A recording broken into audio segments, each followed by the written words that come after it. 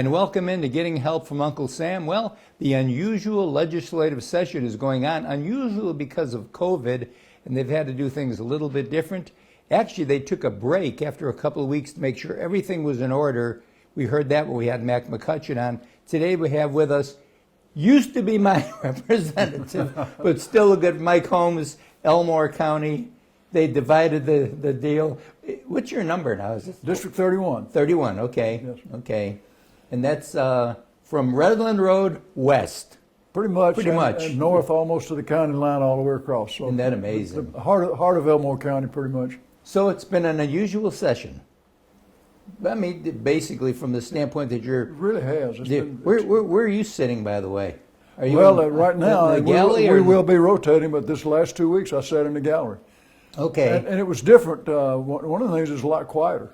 I can imagine. Because all this noise from the floor down below you is glass partition, it's soundproof, so everything we hear comes through the PA system, just like everybody that's watching on closed circuit television, which is the only access, by the way, the public has, which is one of the changes that's really a negative.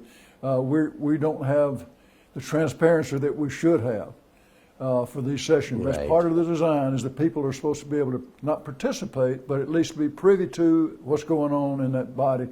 And the only way they can do that now is on closed circuit television. And I would remind everybody, it is available there. If you go searching for it, you can find it, and you can watch the broadcast online. And also on some of the committee, there's many committee meetings as they can do. They're doing that too for the same reason. We want to give as much transparency as we can without risking COVID amongst our membership. So what are the big items right now?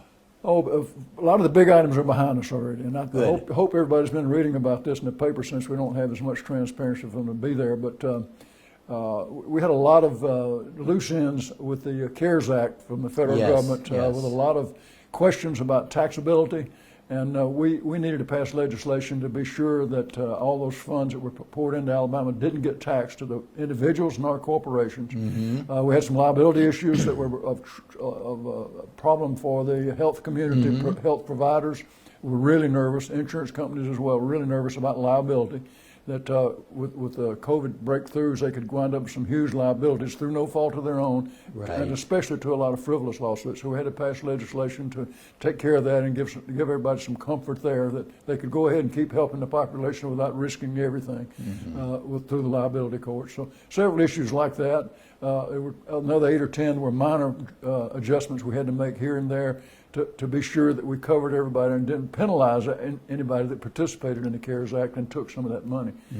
So that's mostly what we've been doing up till now. We've started to move into the more, what I would call not substantive, even obviously substantive ones we just did, but they're ones that we've been working on for a while that had nothing to do with COVID, that were there on our plate that we need to go back to and look at now and get going, get moving them along.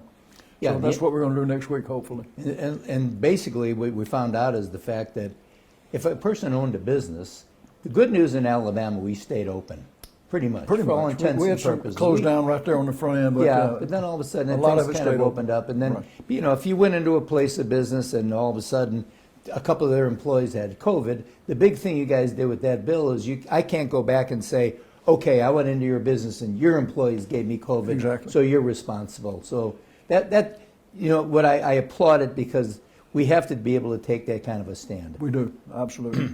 And moving forward now, what are some of the hot buttons? Oh, we've got budgets always at forefront. That's the main thing. We have that's your mandated. That's your major job in life. It's mandated that we get those budgets taken care of and passed, and they're well on the way. The good news there is that in spite of COVID, we had a good revenue year. That's right. Some of that was because our revenues faltered, but they did not totally fall out the bottom like a lot of states. We have a lot of states, almost half, 24, something like that, are really deep in the red with their revenue stream, and they're in trouble. They had no reserves. We did a year ago something that I've been backing the whole time I've been there, is to start up a general fund, rainy day fund, trust. Absolutely. We did that, and luckily this first year we were able to put $26 million in there. Wow. So we have that beginnings of reserve there. We had already had the education trust fund that we just paid back the money we borrowed back 5 years ago, and I paid it back on an accelerated basis based on the insistence of my colleagues to get that out of the way. We didn't need the debt. We needed that trust fund to be whole, so it would be there. Lo and behold, here we are, COVID. and we had that reserve money there, and we were able to plug the holes with that and still have money left to run our normal budget this year. Now, the prison situation is It's still it's somewhat kind of up in the fluid. air, but Yeah. all the momentum seems to be towards a privately built and then leased back to the state of Alabama to man and run 2 supercell prisons. One of them that would be in Conecuh County, I believe. The other would be in Elmore County, yeah. Elmore County, my district, my home county, and Will it be in your district? well, as the way it's drawn Well, now, it will you be, never know, yeah. It will be. It's pretty close to the line. Yes. The Tallapoosa River is the line, and it's pretty close to the Tallapoosa River. So yes, it is. I'm pleased. We needed that. We lost those jobs 3 years ago when we closed down Draper's, and it was the second or third biggest employer in the county then, and it will be again with this super prison. There's one thing that I've disagreed with throughout this whole debate is that we're building those on brand new land that we don't own. It has no infrastructure in place.